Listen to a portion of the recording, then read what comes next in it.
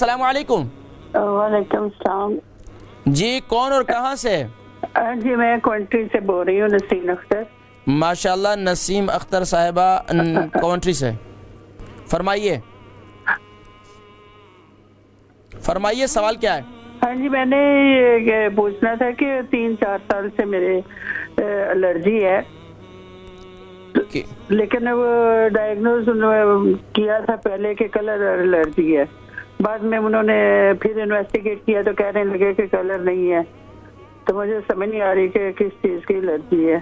अच्छा तो क्या होता है एलर्जी के बाद आपकी तबीयत क्या होती है, कैफियत क्या होती है? तबीयत में तो कोई फर्क नहीं, सिर्फ खारिश है बॉडी पे ना, जिस्म पे खारिश। अच्छा खारिश के बाद क्या दाने भी हैं? हाँ जी दाने। क्या दाने किस किस्म के, छोटे छोटे हैं या बड़े? नहीं नहीं, छोटे छोटे दाने। अच्छा तो आपकी उम्र कितनी है? 62। 62। वजन कितना है? वजन 81। जिस्म पर दाने और एलर्जी के लिए एक तो मैं हमेशा से बताया करता हूं कि मेथी दाना, हमारे अक्सर लोग इसे मजाक समझते हैं। असल बात मैं आपको बताऊं कि ये सोने के भाव है, सोने का वज़न कम है, सोने की कीमत कम है, इसका वज़न, इसकी कीमत जो है वो ज़्यादा है।